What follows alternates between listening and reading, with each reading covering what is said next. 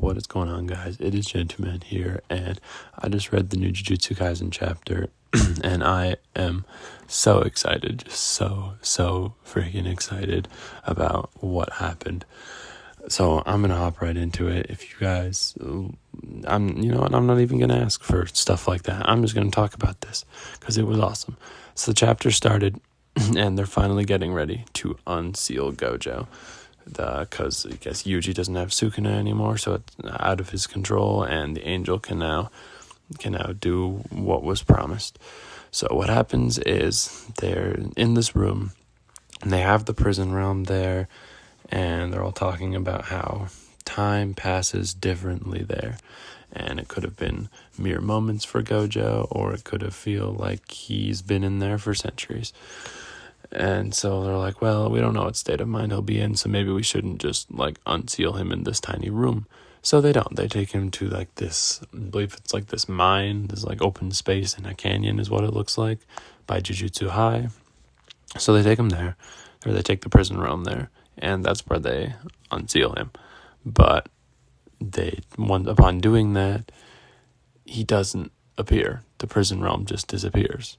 But then next thing we know, we see him elsewhere. He is out. He's out of the prison realm. And we see him speaking to Kenjaku. And he sees, finally, Sukuna, who has now taken over Megumi. And we get all these flashbacks of everything that's been said before. Of how Sukuna, when he took over Megumi's body, the first one he was going to kill would be GOJO.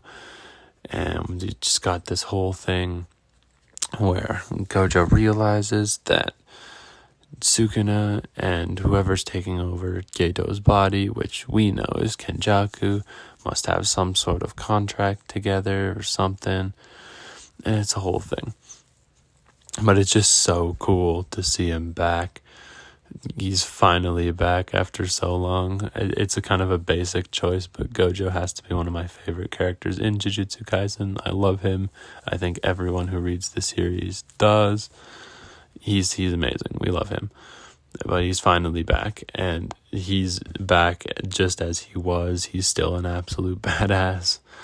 The final line of this chapter was still him talking about how he needs to fight Sukuna and Kenjaku on a different day. He's got some things he has to do.